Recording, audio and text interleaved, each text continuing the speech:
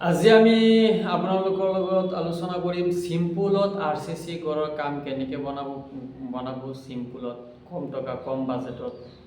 চিম্পুলত যদি RCC ঘৰ যদি বনায় আপোনালোকে G+1 দিয়ে 2 তলা ফাউণ্ডেশ্যন দিয়ে, তেতিয়াহ'লে আপোনালোকে 4 ফুট বাই 4 ফুট জালি দিব।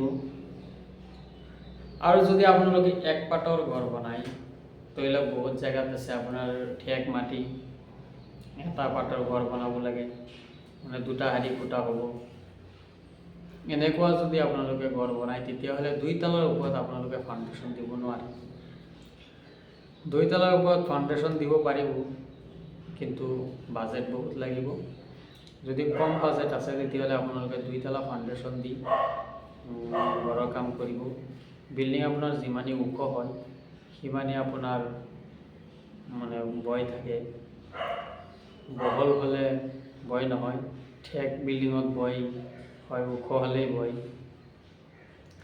যেই নহওক, যদি আপোনালোকে G+1 দুটা স্তৰৰ ফাউণ্ডেশ্যন দি পেলাই যদি আপোনালোকে ঘৰখন বনায়, তেতিয়াহ'লে মোৰ হিচাপত আপোনালোকে যদি 16 mm 4ডাল ৰড দিয়ে, 12 2ডাল ৰড দিয়ে, আৰু যদি আপোনালোকে কয় যে 6 mm ৰিং, যিটো আমি কয়েল বুলি কওঁ, 6 mm কয়েলটো দি যদি আপোনালোকে ৰিং বনাব পাৰিব।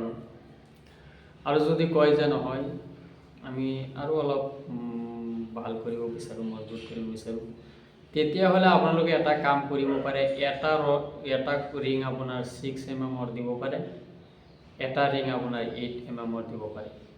ধৰি লওক এটা ৰিং বান্ধিলে 6 mm, পিছত 6 ইঞ্চি বা 5 ইঞ্চি যিমান আঁতৰত দিওঁ, ধৰি লওক 5 ইঞ্চি ওপৰত আৰু এটা ৰিং বান্ধিলে 8 mm, পিছত আকৌ 5 ইঞ্চি ওপৰত আপোনাৰ ৰিং বান্ধিলে 6 mm, পিছত 5 ইঞ্চি ওপৰত আপোনাৰ বান্ধিলে 8 mm। মানে এটা 6 mm, এটা 8 mm এনেকৈ বান্ধিব পাৰে।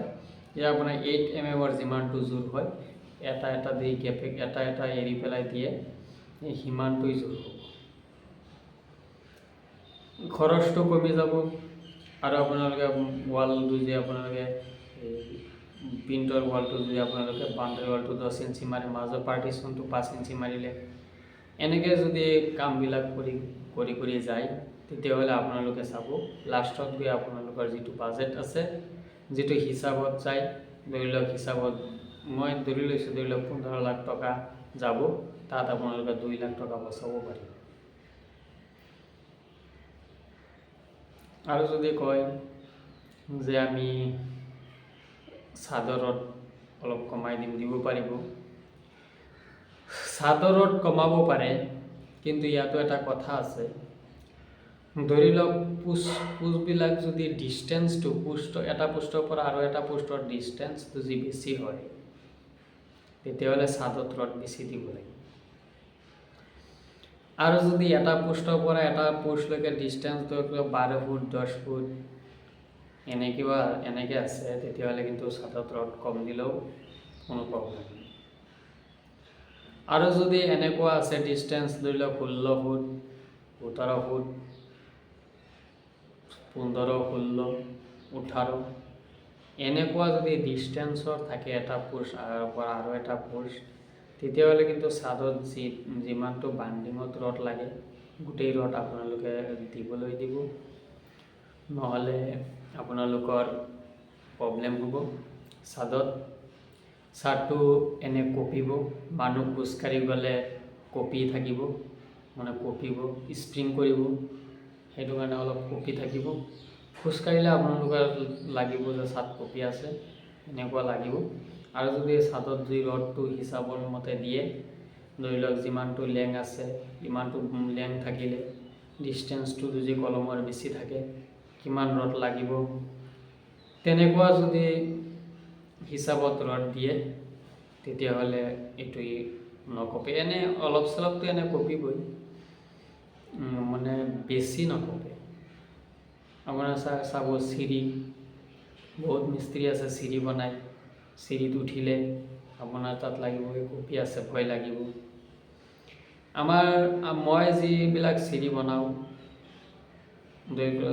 চিৰিৰ লেংথ যদি বেছি থাকে তেতিয়াহ'লে মই আপোনাৰ তলৰ যিটো জালি থাকে সেইটো 12 mm দি দিওঁ। আৰু যদি চাওঁ যে নহয় চিৰি ইমান লেংথ কম আছে তেতিয়াহ'লে আপোনাৰ 10 mm ৰড দি পেলাই চিৰি বনাই দিম, কোনো অসুবিধা নহয়। আৰু যদি চিৰিৰ লেংথটো দীঘলীয়া চিৰি থাকে, কিছুমান ডাঙৰ বিল্ডিঙত আপোনাৰ মানুহ যে উঠোতে কষ্ট নহয়, এটা ষ্টেপৰ পৰা আৰু এটা ষ্টেপ ওখটো থাকে 5 ইঞ্চি, বহল থাকে 1 ফুট, 5 ইঞ্চি হাইটটো থাকে 5 ইঞ্চি আৰু ষ্টেপৰ বহলটো থাকে 1 ফুট 12 ইঞ্চি, এনেকুৱা যদি থাকে তেতিয়াহ'লে আপোনাৰ চিৰিটোৰ লেংথটো বেছি লাগিব। আৰু লেংথটো বেছি হ'লে যদি ইয়াত আপোনাৰ ৰডটো কম দিয়ে, 3 চোকা দিয়ে, তেতিয়াহ'লে আপোনাৰ চিৰি কঁপি থাকিব। যেই নহওক আজিৰ ভিডিঅ'টো মই ইমানতে শেষ কৰিছোঁ। RCCৰ বিষয়ে কিবা সুধিবলগীয়া হ'লে কমেণ্টত সুধিব পাৰে। আজিৰ ভিডিঅ'টো ইমানতে শেষ কৰোঁ। জয় আই অসম।